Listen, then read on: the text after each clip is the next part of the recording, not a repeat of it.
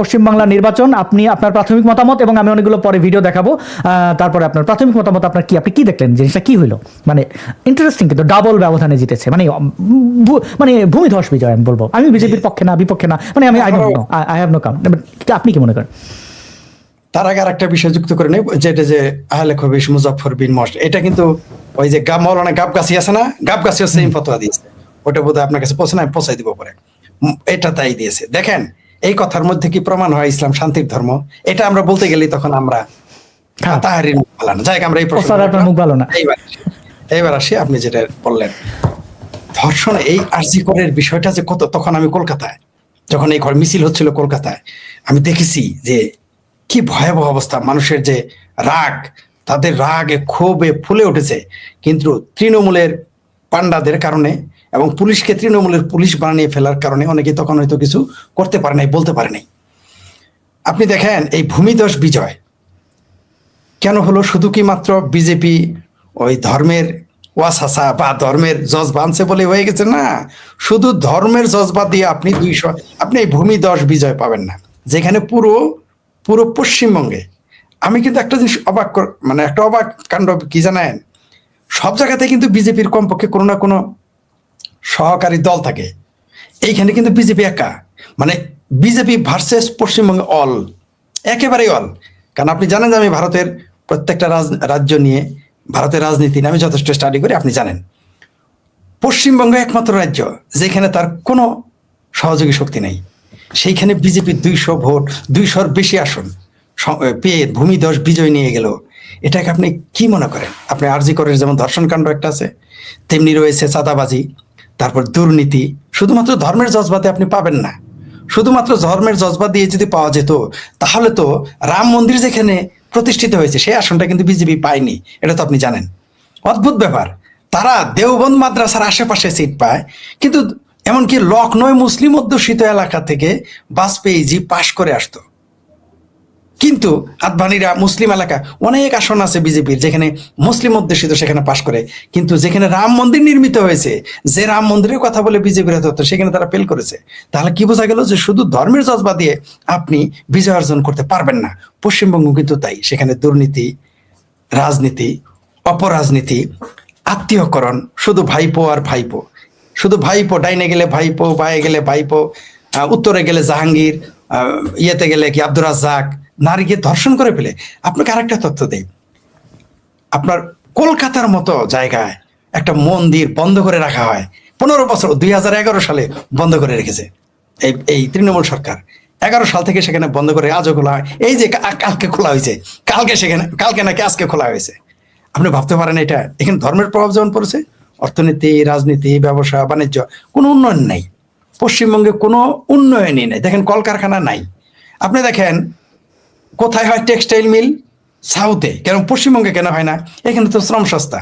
কেন 38,000 কোটি টাকার মানে ইন্ডাস্ট্রিয়াল হাবে কাজ পশ্চিমবঙ্গে কেন হয় না? কেন এখানে উন্নয়ন? কেন এখানে কারখানা বন্ধ হয়? কারণ এখানে আপনি একটা বাড়ি করবেন, চাঁদা দিতে হয়। এটা আমি শুনে আশ্চর্য হয়ে গেছি। জমি কিনলে বখরা দিতে হয়, ইন্ডাস্ট্রি হয় না। কোনো কোনো কোথায় তারা চলে যায়। বরং কেউ যদি ইন্ডাস্ট্রি করতে চাইতো, পশ্চিমবঙ্গ সরকার তাকে অসহযোগিতা করতো। শুধু তাই না, সিএমসি একটা হসপিটাল করতে চাইছিল, সেটাকে তারা পূর্ণাঙ্গ রূপ দেয়নি। অথচ এটা হয়ে গেলে পশ্চিমবঙ্গের রাজ্যের যত বাজেট, তার অর্ধেক একটা হসপিটাল বাংলাদেশ থেকে পাবে পশ্চিমবঙ্গ। সেটা তারা বাস্তবায়িত এখনো করে নাই, মানে প্রক্রিয়াধীন, একেবারে ধীর গতিতে, কচ্ছপ গতিতে।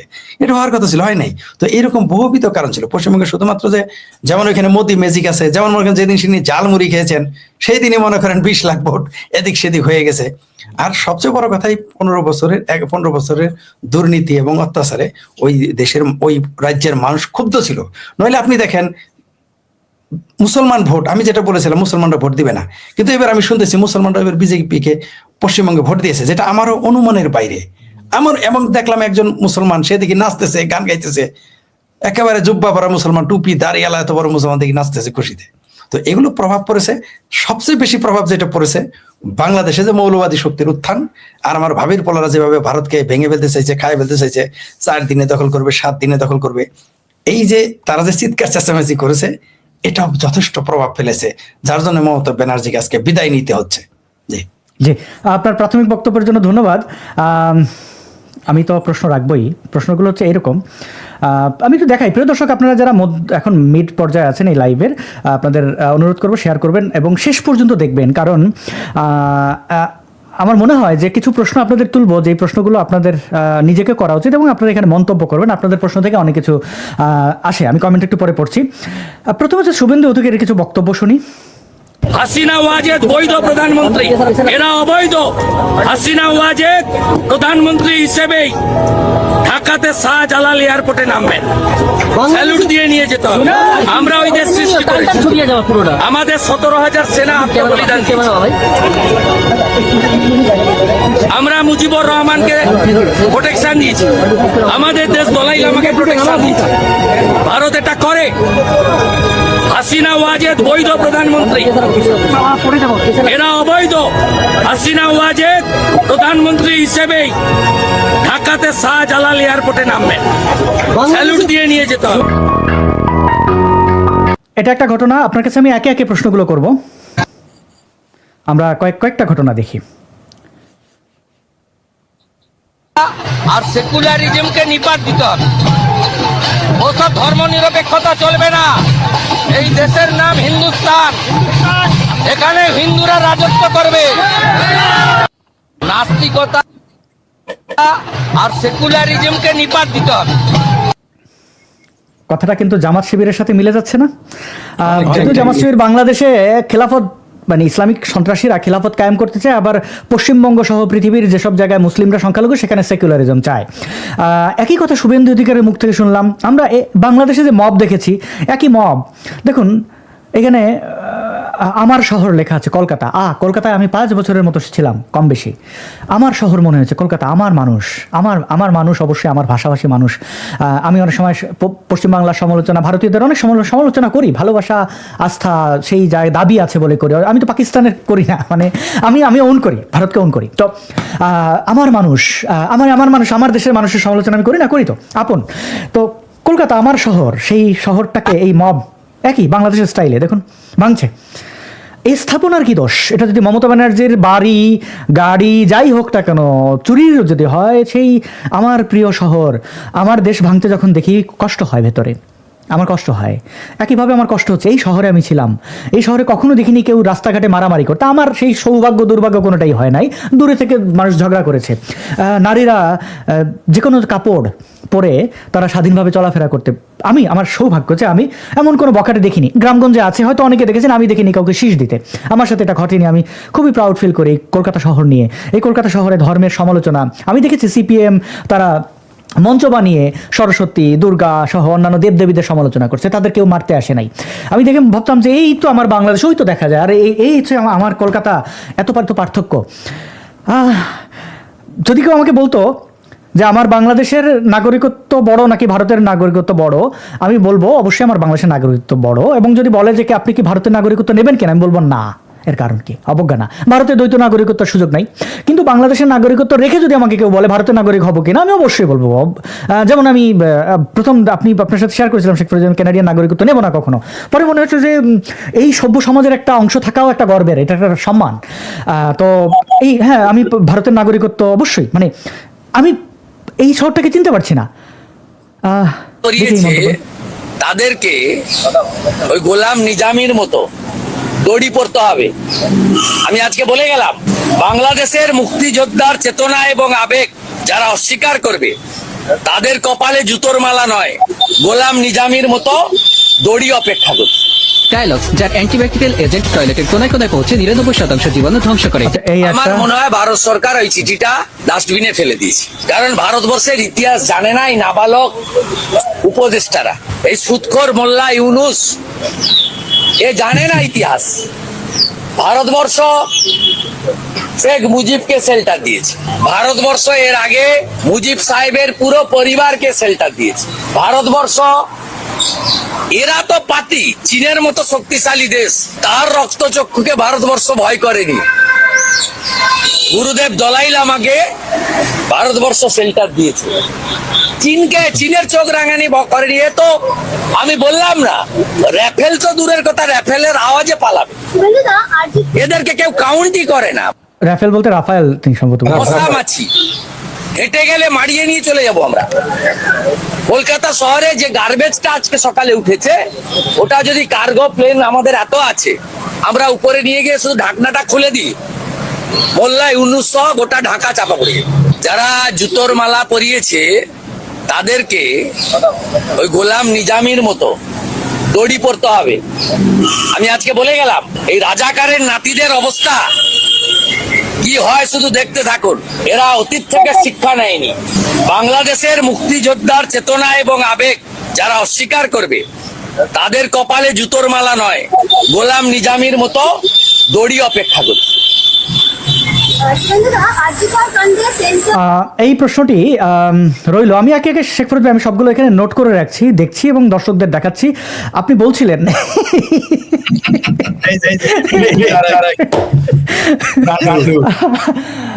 সরি, আমি 3-4 দিন ধরে এত বেশি খেপেছিলাম, আজকে বোধহয় প্রথম হাসছি। মানে এই কারণে যে বিজেপি ক্ষমতায় আসায় আমার আনন্দ লাগেনি, কষ্ট হয় নাই, আমার কোনো মন্তব্য নাই। কিন্তু এই ধর্ষণ কাণ্ডটা নিয়ে আরও আমার ব্যক্তিগত পর্যায়ে কিছু দুঃখের কারণ ছিল অন্য একজন মানুষ কেন্দ্রিক। যাই হোক, তো এই প্রথম আমি হাসলাম এবং এই চেহারাটা দেখে আমি হাসলাম এবং ভারতবাসীকে সরি, আমরাও বাংলাদেশি, কিন্তু আমরা এটা তো অহন করি না। আমরা এই ধরনের চবর্গীয় লোকদের আমি এটা ভোটে প্রভাব পড়েছে কিনা একটু আমি দেখাই। অবশ্যই পড়েছে। ও, এদের বক্তব্যটা একটু আনছি, দাঁড়ান শুনবেন আপনারা একটু। এই ধরনের মালগুলোর জন্য আমরা আসলে লজ্জিত। অডিওটা কি হইলো আমি একটু শোনার চেষ্টা করি। আমি দুঃখিত, এই অডিওটা একটু কেটে আসছে না কোনো কারণে।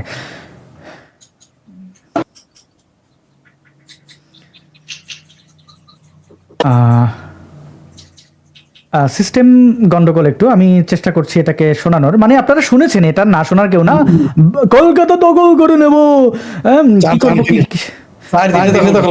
আমেরিকা আমাদের সাথে টিকবে না ইনশাআল্লাহ। আমরা বলছি 4 দিনের মধ্যে আমরা কলকাতা দখল করে নেব। আমরা দখল করে নেব। সামরিক বাহিনী, ছাত্র জনতা, আমরা একত্রে আছি। আমরা আমার 5,000 সদস্য, এই 5,000 সদস্যের মধ্যে অর্ধেকই নবীন, 2,500 আমরা যুদ্ধের মাঠে যেতে পারি। আর এর সাথে যদি 30 লাখ ছাত্র জনতা যোগ হয়, তাহলে ভারত তো দূরের কথা, আমেরিকা আমাদের সাথে টিকবে না ইনশাআল্লাহ। আমি মেজর শরীফ। মানে এই ধরনের পাগল ছাগল শুভেন্দু অধিকারের বক্তব্য এটা ছিল যে আমাদের গার্বেজ যদি আমরা ফেলি ঢাকায়, মোল্লা ইউনুসের গার্বেজ না আরো কিছু দেন, প্লিজ ওরে নিয়ে যান না, অসুবিধা নেই আমাদের, আপনি ইনভেট করেন ওই ইউনুসে নিয়ে যাওয়ার জন্য, আমার অসুবিধা নেই। কিন্তু রাজাকার ফাজাকার এগুলো নিয়ে গেলে ভালোই হয়, পাকিস্তানও যদি নিয়ে যায় আমি বলবো নিয়ে যা। কিন্তু ওই যে পুরো ঢাকা শহর নোংরা দিয়ে মানে ইয়ে করা, এই ধরনের কথাবার্তা একই প্যাটার্ন কিনা শুনলেন।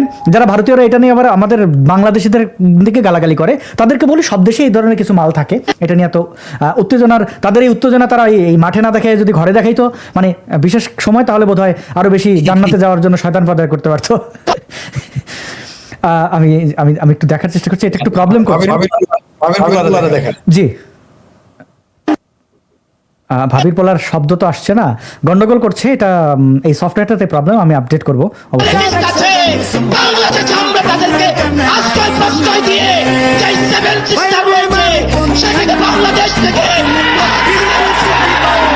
সেভেন সিস্টার পশ্চিমবঙ্গ যে কোনো মুহূর্তে দখল করবো ইনশাআল্লাহ। যেদিন 7 সিস্টার আমরা দখল করবো, সেদিন হবে বাংলাদেশের বিজয় দিবস।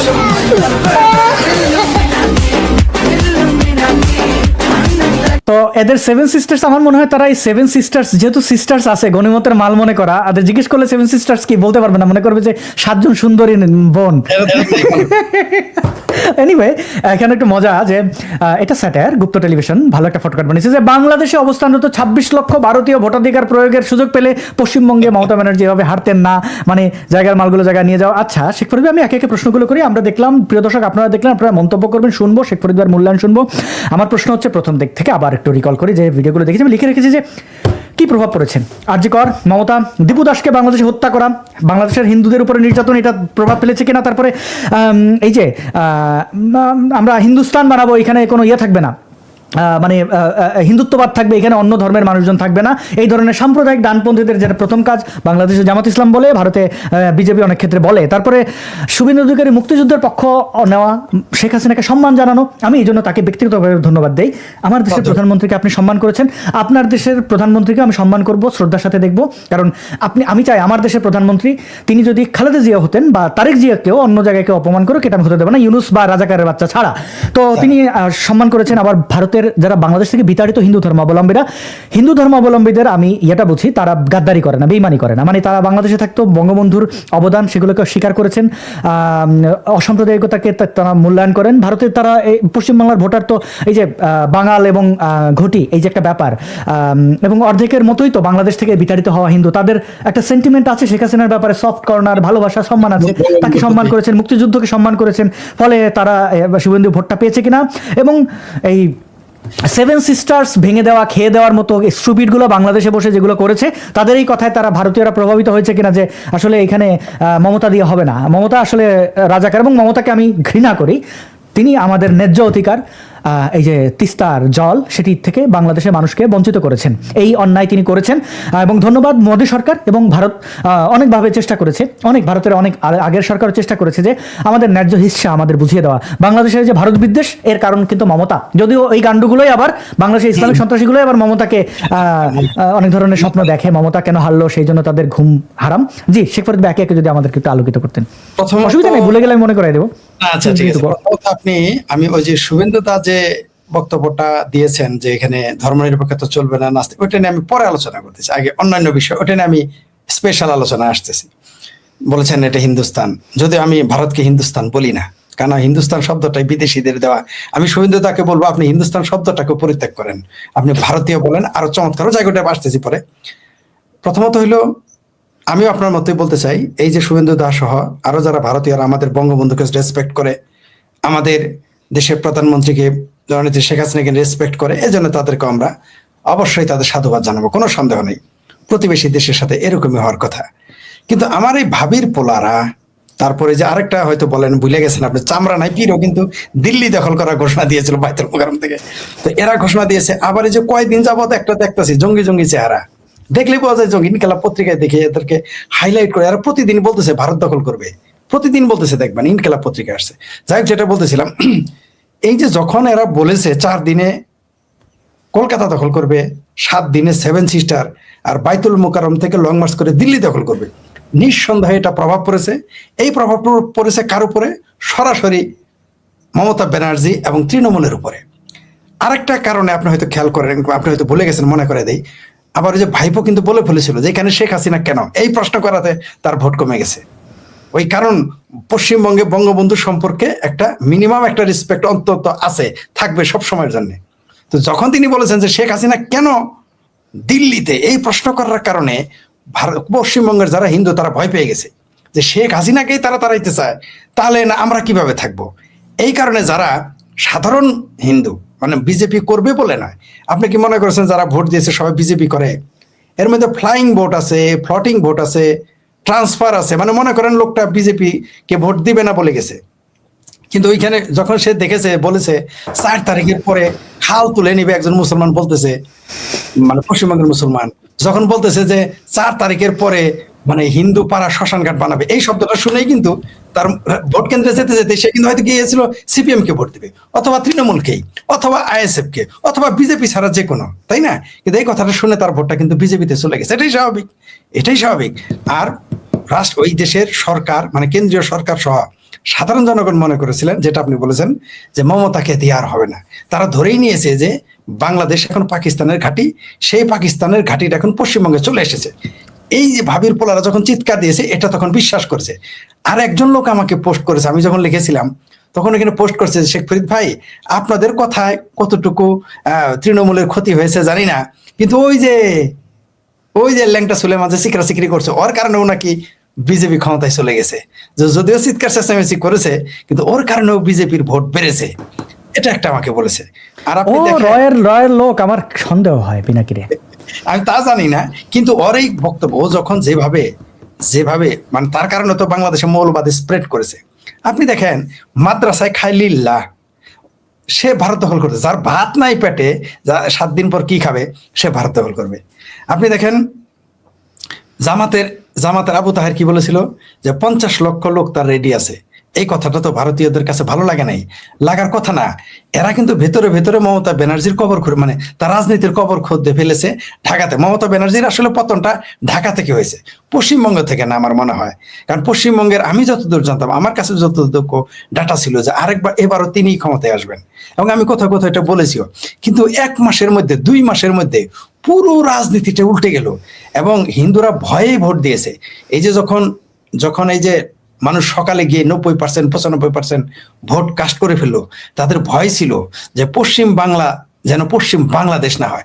আমার পরিচিত একজন লোক আছে, তিনি চেন্নাই থেকে বিমান ভাড়া দিয়ে গেছেন। শুধু দেখেন, একটা লোক চেন্নাই থেকে কলকাতা আসবে আবার যাবে, তার কত টাকা বিমান ভাড়া খরচ হবে আপনি জানেন? রেলে আসলো কত টাকার কত সময় যাবে। সে চাকরি করে একটা বড় প্রাইভেট প্রতিষ্ঠানে চাকরি, শুধু ভোট দেওয়ার জন্য তার 50,000 টাকা খরচ। তো তাহলে কেন আসছে? মানে এগুলো কি বোঝায়? কারণ তারা মনে করেছিল যে শুধু পশ্চিমবঙ্গের হিন্দুরা খতরেমে না, পশ্চিমবঙ্গটাই খতরেমে। এটা মনে হয় হিন্দুরা বুঝে ফেলেছিল। পাশাপাশি মুসলমানেরাও বুঝে ফেলেছে যে এই মমতা ব্যানার্জি তাদেরকে আসলে কুলুপের মতো ব্যবহার করে, অথবা ভালো ভাষায় বললে দুধের গাই হিসেবে ব্যবহার করে। এটা তারা বুঝে ফেলেছিল। তার জন্য দেখেন হুমায়ুন কবির কোথাকার থেকে বাবরি মসজিদে নাটক সাজাইলো। দেখেন মুর্শিদাবাদের মতো জায়গায় বিজেপি নাকি 10-12টা আসন পেয়ে গেছে। এটা অবিশ্বাস্য ব্যাপার। তো এগুলো প্রভাব পড়েছে, মূলত প্রভাবটা পড়েছে বাংলাদেশের কারণে। বাংলাদেশে যদি চেঁচামেচি না করতো, চিৎকার চেঁচামেচি না করতো আমার ভাবির পোলারা, তারপর সংসদে দাঁড়িয়ে, আপনি খেয়াল করেছেন সংসদে দাঁড়িয়ে ফাটোয়ারিও বলেছে ভারতের পশ্চিমবঙ্গ রাজ্যের মমতার পক্ষে কথা বলছে। প্রথম আলো বলছেন, আলতাফ গার্বেজেরা পক্ষে লিখেছে। এগুলো প্রভাব পড়েছে। আপনি ভারতীয়দের একটা জিনিস দেখবেন, ওদের আমি রেসপেক্ট করি এই কারণে যে ভারতের জনগণ কিন্তু দিন শেষে ভারতীয়, দিন শেষে কিন্তু তারা ভারতীয়। ভারতের রাজনীতিবিদেরা দিন শেষে তারা ভারতীয় রাজনীতিবিদ, তারা তার দেশটাকে আগে দেখবে। তার জন্যই দেখেন এবার কিছু কিছু জায়গায় মুসলমানেরও ভোট দিয়ে ফেলেছে। আপনি জানেন হাবড়া এলাকা তো মুসলিম অধ্যুষিত, রাইট? তারপর আপনার কমপক্ষে আমি হিসাব করলাম, আমাকে একটা ডাটা দিয়েছে একজন পশ্চিমবঙ্গের মানুষ, সে লিখে দিয়েছে যে এগুলো সবগুলোই ছিল এগুলো মুসলিম অধ্যুষিত এবং তৃণমূলের একেবারে মানে একেবারে কংক্রিট তাদের অবস্থান। সেখান থেকে ছিনিয়ে নিয়ে আপনি দেখেন মমতা ব্যানার্জি ফেল করছে। আপনি কল্পনা করতে পারেন সে কম দুঃখে বলতেছে যে আমি এই নির্বাচন মানি না, কারণ সে সংসদে যাইতে পারবে না। এই ভয়ে তিনি চিৎকার চেঁচামেচি শুরু করে দিয়েছেন। এটা তবে আমার জানা মতে যে আমার হিসেবে এই যে ভূমিধস বিজয়, এটার জন্য বাংলাদেশের মৌলবাদী শক্তির উত্থানই দায়ী। এইবার আসি শুভেন্দু অধিকারী, যে তিনি যেগুলো বলেছেন, ঠিক আছে, তিনি রাগ করে বাংলাদেশে গালাগালি দিয়েছে, তিনিও গার্বেজ ফেলতে চেয়েছেন, এগুলো আমরা ভিন্ন দৃষ্টিতে দেখলাম যে কাট। কিন্তু একটা কথা তিনি বলেছেন যে ভারতে, হিন্দুস্তানে ধর্মনিরপেক্ষতা এবং নাস্তিকদের জায়গা হবে না। আমি সবিনয়ে তার সাথে দ্বিমত পোষণ করলাম। প্রথমত, আমি বলবো না যথেষ্ট পড়েছি, আমি বৈদিক সাহিত্য নয়, শুধু আমি বৈদিক ধর্মকে চর্চা করি, এমনকি সেটা সংস্কৃতির ভাষাতেই, এমন না যে বায়াস্ট ইংরেজি অনুবাদ বা হিন্দি অনুবাদ পড়ি, আমি সরাসরি সংস্কৃত পড়ি। তাই আমাকে পাগলা বুঝ দিলে তো হবে না যে তুমি তো এটা বুঝো না। তো আমি যতটুকু হিন্দু তো আমি বলি না, আমি সেটাকে সনাতন ধর্ম বলি। যদিও কেউ কেউ সনাতন নিয়ে বিতর্ক আছে, কিন্তু কোথাও 2-1 জায়গায় সনাতন শব্দ আছে বৈদিক দর্শন ধর্মে। এখন এই হিন্দুস্তান নামটাও বিদেশিরা দিয়েছে, আমি এটা হিন্দুস্তান বলি না, এবং ইন্ডিয়া তো বলি না। আমি অনেক হিন্দুকেই বলেছি, আপনার চ্যানেলও বলেছি যে দয়া করে কেউ হিন্দুস্তান বলবেন না, ইন্ডিয়া বলবেন না, ভারত বলেন, ভারতবর্ষ বলেন বা ভারত বলেন। এটাই হচ্ছে পেহচান, এটাই পরিচয়, এটাই আইডেন্টিটি। কারণ এটা আপনি হিন্দুস্তান বললেও ভাড়াটিয়া শব্দ মনে হয়, ইন্ডিয়া বললে তো শুক্র রাষ্ট্র দিন। আপনি ইন্ডিকা, ওই যে রোমানরা বলেছে, গ্রিকেরা বলেছে 4000, ওইটাই না এখানে যুক্ত করে না, ইন্ডিকা আবার আলাদা ব্যাখ্যা আছে। তো এখানে এটা ভারত সারা পৃথিবী জানে এটা ভারত, বরং হিন্দুরাই সেই শব্দ থেকে চলে গেছে। যেমন শুভেন্দু দা, নিঃসন্দেহে তিনি একজন পায়াস হিন্দু বলে আমি জানি, ধার্মিক হিন্দু।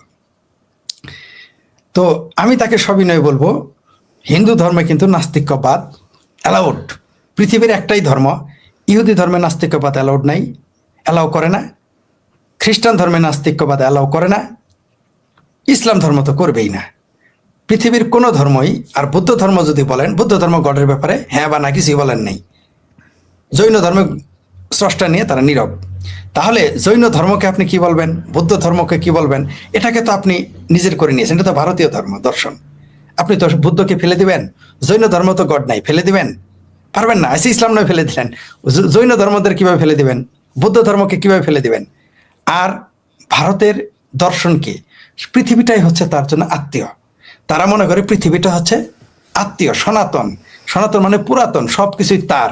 সে মনে করে সে আদি এবং অনন্ত, সে পুরাতন এবং শেষেও সে থাকবে। তাহলে সনাতন ধর্ম যদি শুরুতেও থাকে এবং শেষেও থাকে, তাহলে তো আপনি বলতে পারেন না। আর নাস্তিক, ভগবানকে প্রশ্ন করতে বলা হয়েছে, পৃথিবীতে একটাই ধর্ম, সেটা হলো সনাতন ধর্ম, যেখানে বলা হয়েছে যে কখনো কখনো ভক্ত ভগবানের চেয়ে বড় হয়ে যায়। তাহলে আপনি কিভাবে আপনি একজন নাস্তিককে ফেলে দিবেন? প্রশ্ন করতে বলেছে, সনাতন ধর্ম কোশ্চেন করতে বলেছে। তো কোশ্চেন করলে তো আপনি, এমনকি ভারতীয় দর্শনে, ভারতীয় ধর্মে এই যে নিরীশ্বরবাদ স্বীকৃতি দেওয়া হয়েছে। তো এখানে শুভেন্দুদা যেটা বলেন, আর ধর্মনিরপেক্ষতা আরো ব্রড বিষয়, সেটা হলো ভারতীয় দর্শনটাই হচ্ছে ধর্মনিরপেক্ষ। আপনি ধর্মনিরপেক্ষতাকে কিভাবে ফেলে দিলেন? ইসলাম ধর্মনিরপেক্ষতাকে অস্বীকার করে, খ্রিস্টান ধর্ম, হ্যাঁ, যেই ধর্ম নিরপেক্ষতা না মেনে পাকিস্তান তৈরি হয়েছে, মানে তারা বলছে না আমরা মুসলমান আলাদা হয়ে যায়, হ্যাঁ, লড়কে লেঙ্গে হাত মে বিড়ি মুঁহ মে পান, লড়কে লেঙ্গে পাকিস্তান। তো ওই হাত মে লোটা মুঁহ মে পান। আচ্ছা, যাই হোক, তো সেই অমানুষদের কাতারে যখন ভারত যায় তখন তো খারাপ লাগে। যেই কারণে আমরা হিন্দুদেরকে পছন্দ করি। অনেকে মনে করেন বাংলাদেশের যে হিন্দুরা আমাদেরকে টাকা দেয়, প্রথম কথা হচ্ছে যে টাকার বিনিময়ে বা স্বার্থের বিনিময়ে আমরা কাজ করি না। আর আরো সত্য হচ্ছে যে হিন্দুরা কাউকে টাকা দেয় না, তারা তাদের ধর্মের জাতপাত দেখে কথা বলে না, টাকা দেওয়া দূরের কথা। হিন্দুদের কেন পছন্দ করি? মানে একই কারণে বৌদ্ধদের, জৈনদের পছন্দ করি। আমি এই পর্যন্ত যতজন বৌদ্ধ ধর্মাবলম্বীর সাথে দেখা হয়েছে, এমনকি আমি আজকে বেঁচে আছি, জেলখানা থেকে বের হয়েছি, বাংলাদেশে একজন বৌদ্ধ ধর্মাবলম্বী, তিনি আসলে ধর্মে বিশ্বাস করেন না, কিন্তু বৌদ্ধ ধর্ম থেকে আসা, তিনি নিঃস্বার্থভাবে বিনা পারিশ্রমিকে পুরোটা দিয়ে আমাকে জেল থেকে বের করেছেন দুইবার। বৌদ্ধ ধর্মাবলম্বীর সাথে দেখা হইলে যে আন্তরিকতার সাথে গ্রহণ করে, সেটা বৌদ্ধদের সৌন্দর্য। হিন্দু ধর্মাবলম্বীদের আমি কত বাড়িতে, কত উৎসবে গেছি, দুর্গাপূজায় আমি উৎসব করে যাই, জানাইয়া যায় আমি অমুক দুর্গাপূজায়। এমনকি এই আমি কানাডা বলেন, ইউএস, যেখানেই থাকি না কেন, এই সৌন্দর্যের কারণে হিন্দুরা যখন আমাকে মুসলমান বলে, আমার গায়ে মুসলমানের রক্ত বলে, তখন তাদেরকে আমি হিন্দু খুঁজে পাই না। হিন্দুরা যখন বলে যে, এখানে কিছু কমেন্ট আমি পড়িও, মানে এটা কিন্তু দাবির জায়গা থেকে বলছি, এটা ঘৃণার জায়গা থেকে না, যে হিন্দুরা যখন বলে যে জাতীয়তাবাদ, উগ্র জাতীয়তাবাদ, এটা হিন্দুদের মানায় না, ভারত মহান যখন বলেন, সেই মহত্ব কি? ভারতে সবাই আসতে পারে। ভারত এইটা ভূমি, এখানে দালাই লামা আসবেন, এখানে শেখ হাসিনা আসবেন, আসাদ নূর, মুফতি মাসুদরা আসবেন, তাদেরকে খোটা দেওয়াটা হিন্দুদের মানায় না। হিন্দুদের ও মুসলমানে, এ খ্রিস্টান, এইটা হিন্দুদের মানায় না, এটা খ্রিস্টানের মানাইতে পারে, এটা মুসলমানের মানাইতে পারে। যখন মুসলমান বলে যে আমাদের দেশে কারোর থাকতে দেবো না, আমরা কিন্তু বলি না যে তুমি মুসলমান সুলভ কাজ করছো না, তুমি মুসলমান সুলভই কাজ করছো, তোমার এটা কাজ, আমার কাজ নয় তোমার এটা করা। তো আসলে দুঃখ লাগে যে শেখ ফরিদ ভাই, আমি দুঃখিত আপনাকে থামানোর জন্য, বা আমি কিছু কমেন্ট পড়বো আপনি এই বিষয়টা শেষ করলে। হ্যাঁ, ধর্ম আসলে সনাতন ধর্ম আমি যথেষ্ট, আমি বলবো না যথেষ্ট, মানে আমার পর্যায় থেকে যথেষ্ট। কারণ আমাকে যখন পড়তে হয়, দেখতে হয় প্রতিদিনই, এই যে এখনো আপনার সাথে কথা বলতেছি, এখনো মহাভারতের 3য় খণ্ড আমার সামনেই আছে সংস্কৃত ভাষায়। তো আসলে মহাভারতটা আবার কিন্তু ধর্মীয় গ্রন্থ না, এটা সাহিত্য, অন্যান্যগুলো ধর্মীয়। কিন্তু এরা দেখবেন যে এটাকেই ধর্মীয় গ্রন্থ মনে করে, আর অন্যান্যগুলোকে ধর্মীয় গ্রন্থ মনে করে না। এরা মনু সংহিতাকে আইন গ্রন্থ, কিন্তু সেটাকে ধর্মীয় গ্রন্থ মনে করে। এটা বিতর্ক আছে, সেটা অন্য বিষয়। কিন্তু আমি বলতে চাই যে ভারত হচ্ছে ন্যাচারালি ধর্মনিরপেক্ষ। ভারতের কোন দেবতা কে মানবে নির্দিষ্ট নেই। এমনকি ভারতে বলা হয় 33 কোটি দেবতা, তার মানে কি? অসংখ্য। এগুলোকে অন করে তো হাস্যকর। যদি আমি কালকে বলি অ্যাভাটার সিনেমাটা ঘটছে, হ্যাঁ, গেম অফ থ্রোনস, এগুলোর নাম যদি বলি, এটা মহাভারত তার গল্পে সুন্দর, এই অসাধারণ, মানে আমার মনে হয় যে কোনো সিনেমার চেয়ে আমার ইন্টারেস্টিং লাগে সেটাকে। বেদবাক মানে ওই দেবদেব। আমি পর্যন্ত যত মহাকাব্য পৃথিবীর পড়েছি, পৃথিবীর সব বড় বড় মহাকাব্যগুলো তো একবার করে পড়েছি, মিথগুলো পড়েছি। মহাভারত তো আমি শেষে পড়েছি। আমার এখন আফসোস হয়, কেন 20-25-30 বছর আগে কেন আমি এটা পড়লাম না, আমার আফসোস হয়। মহাভারত হচ্ছে এমন একটা মহাকাব্য, এটা তো আসলে কাব্য, মহাকাব্য। আপনি ছন্দের যেমন মিল পাবেন অসাধারণ, তেমনি ব্যাকরণও সেখানে খুঁজে পাবেন। যদি আমি ব্যাকরণকে গুরুত্ব দেই না, কারণ ব্যাকরণ পরে, মানে ভাষা আগে, ব্যাকরণ পরে। ব্যাকরণে গেলেই আপনি ঝামেলায় পড়ে যাবেন, কারণ ওটা তখন বিষয়টা কমপ্লেক্স হয়ে যাবে। তো আপনি এখানে ভাষা, ছন্দ, এমনকি তার বর্ণনা, তার দর্শন অসাধারণ। আপনি দেখবেন বেদ কিন্তু কঠিন, উপনিষদ আরো কঠিন, মহাভারতটাই তুলনামূলক সহজ। আপনি খুব চমৎকার, এখানে আপনি সাহিত্য পাবেন, দর্শন পাবেন, কবিতা পাবেন, আপনি যুদ্ধ পাবেন, রাজনীতি পাবেন, কূটনীতি পাবেন, অসাধারণ। মানে আপনি যদি জ্ঞান অর্জন করতে চান, এটা আপনার দরকার আছে। আপনি যদি রাজনীতি করতে চান, আপনি যদি একটা ভালো সংসার চালাতে চান, মহাভারত, আমি কিন্তু শুধু গীতার কথা বলি নাই, অনেকে শুধু গীতার কথা বলে, নো, গীতা হচ্ছে মহাভারতের ছোট্ট একটা অংশ। তো টোটাল মহাভারতের কথা বলেছি, সেটা আমি অন্য প্রসঙ্গে যাই, এদিকে যাচ্ছি না আমি বলতেছি আপনি যেটা বললেন যে ভারত ধর্মনিরপেক্ষ, ন্যাচারালি প্রকৃতিগত ভাবেই ভারত ধর্মনিরপেক্ষ। আপনি দেখেন ভারতের যে পানি এক জায়গায়, আরেক জায়গায় খরা, আরেক জায়গায় পাথর, আরেক জায়গায় পাহাড়, আরেক জায়গায় সমতল, এক জায়গায় কাদা, এক জায়গায় বেলে দোআঁশ মাটি। পৃথিবীর আর কোথাও এটা আপনি পাবেন না। আপনি যেই দেশে থাকেন ওখানে শুধু বরফ আর বরফ, বেলে দোআঁশ মাটি আপনি কই পাবেন? ওইখানে ঋতু কয়টা? সামার আর 2টা ঋতু, ভারতে 6টা ঋতু। তো আপনি এই যে ভারত তো নিরপেক্ষ, ধর্ম নিরপেক্ষ। আপনি চাইলেও ভারতকে ধরেন, কালকে ভারতকে হিন্দু রাষ্ট্র ঘোষণা করা হয়ে গেল, আমি যদিও মনে করি যে এটা হয়ে যেতে পারে একদিন, কারণ যেভাবে আফগানিস্তান, পাকিস্তান আর বাংলাদেশ যেভাবে ভারতের ধাক্কাইতেছে, আমি সেই খালেদা জিয়ার ভাষায় বলি, সেটা হলো যে, কারণ শেখ হাসিনার ভাষায় বললে তো আবার পাপ হয়ে যাবে। বাংলাদেশ এখন শেখ হাসিনা, বঙ্গবন্ধু, জয় বাংলা, 71, মুক্তিযুদ্ধ, এই শব্দগুলো বললে মনে হয় যে কবিরা গুনাহ, দুজকে বাড়াই দিবে, মানে এরকম অবস্থা। খালেদা জিয়ার উদাহরণ দিই, যেটা আমি কয়েকবার দিয়েছি। কমিউনিস্ট পার্টির সাবেক সভাপতি মঞ্জুর হাসান খান জিজ্ঞেস করেছিলেন খালেদা জিয়াকে, আমি তখন ছাত্র ইউনিয়নে সদ্য, জিজ্ঞেস করেছিল যে আপনি শেখ হাসিনাকে, বলছে যে আপনি কেন জামাতের পক্ষ নিলেন, কেন জামাতের জন্য এত কিছু করেন, কেন আপনি জামাতের দিকে গেলেন? তখন খালেদা জিয়া বলেছিল, আমার মনে আছে স্পষ্ট, মানে তখনই খুব কাছাকাছি খালেদা জিয়াকে দেখেছিলাম, এত কাছাকাছি কোনোদিন দেখি নাই। তো তিনি বললেন, ভাই শেখ হাসিনা আমাকে, একটা জিনিস খেয়াল করছেন, অনেকেই কিন্তু শেখ হাসিনার শব্দ বিএনপির বিকৃতি করে নেয়, খুব শ্রদ্ধাভরে শব্দটা নিয়েছিল। বলছে শেখ হাসিনা আমাকে ঠেলতে ঠেলতে দেয়ালে ঠেলতে ঠেলতে দেয়াল পর্যন্ত নিয়ে গেছে, আমার ফেরার জায়গা নেই, তাই জামাতের কাছে গেছে। তো তেমনি সেই ভাষাতেই বলতে চাই, বাংলাদেশ, পাকিস্তান, আফগানিস্তান যেভাবে ভারতকে ঠেলতেছে, এক জায়গায় তো পুরা ইসলামী আমিরাত আফগানিস্তান, পাকিস্তান তো ইসলামের জন্যই বানানো হয়েছে, ঠিক আছে, মানে আর বাংলাদেশ তো ইসলাম রাষ্ট্র ধর্ম, রাইট? বিসমিল্লাহ তো জিয়া লাগাইছে, এর সাথে সে রাষ্ট্র ধর্ম বানিয়েছে, তারপর ওইখানে কেউ আর হাত দিতে সাহস পায় নাই। কারণ যেই দেশে একটা 11 বছরের শিশু ধর্ষণ হইলে তার বিচার আপনি চাইতে পারবেন না, সেখানে রাষ্ট্র ধর্ম ইসলামটা আপনি কিভাবে সরাবেন? এই মুহূর্ত নাই, বিপ্লবী সরকার ছাড়া সম্ভব না। আপনি দেখেন পাকিস্তান একটা কি অদ্ভুত রাষ্ট্র, একটু ধান বানতে শিবের গীত গায়নি, আমি দুঃখিত যে একটু মনে পড়ে গেল। পাকিস্তানের কত বড় স্টুপিড, তারা বলে আল্লাহ নাকি দুনিয়াতে 2টা ইসলামী দেশ বানাইছে, একটা হলো মদিনার ইসলাম, পাকিস্তানের ইসলাম, মানে ইসলাম মদিনা মানে আল্লাহ নবীরে কই এনে ঠেকাইছে। দেখেন এত বড় গবেটেরা। তো সেই গবেটেরা আর আফগানিস্তান আর বাংলাদেশ যেভাবে ঠেলতেছে, যে কোনো মুহূর্তে ভারত তাকে এই গণতান্ত্রিক শব্দ রেখে, ধর্মনিরপেক্ষ রাষ্ট্র রেখে সে ঘোষণা দিয়ে ফেলতে পারে যে ভারত আজ থেকে হিন্দু রাষ্ট্র হতে পারে, বলবো না হয়ে যাবে, হতে পারে, সম্ভাবনা বেড়ে যাচ্ছে এই সমস্ত করার কারণে, এই বাংলাদেশ, ভারত, পাকিস্তানের জন্য। কিন্তু যদি ধরে নিলাম সেটা ঘোষণাও দিল আজ থেকে 20 বছর, 30 বছর, 40 বছর বা 50 বছর পরে, তারপরেও কিন্তু ভারত তার ধর্মনিরপেক্ষ চরিত্র পাল্টাইতে পারবে না, সম্ভব না কখনো। যেমন একটা মোল্লা যতই সে সেকুলার হোক, সে হইতে পারবে না, কারণ তার ধর্মই তাকে শিখাইছে তুমি সেকুলার হইতে পারবে না, তোমাকে উগ্র হইতে হবে, তোমাকে একনায়কতন্ত্র কায়েম করতে হবে, তোমাকে ইমাম খোমেনি হইতে হবে, পুরো আল্ট্রা ফ্যাসিস্ট হইতে হবে। কিন্তু হিন্দু ধর্মে আপনার সুযোগ নাই, আপনি বলতে পারবেন না যে তোর দেবতা একটাই, বলতেই পারবেন না, কারণ হিন্দু ধর্মে অসংখ্য দেবতা। শুধু তাই না, তারা কুত্তাকে তারা দেবতা মনে করতে পারে, শুগরকেও দেবতা মনে করতে পারে, আপনি কি করবেন? বাঘকেও দেবতা মনে করতে, কারণ তার ধর্ম সেটা পারমিট করে। তার মানে কি, আপনি সেখানে ফিক্সড করতে পারবেন না।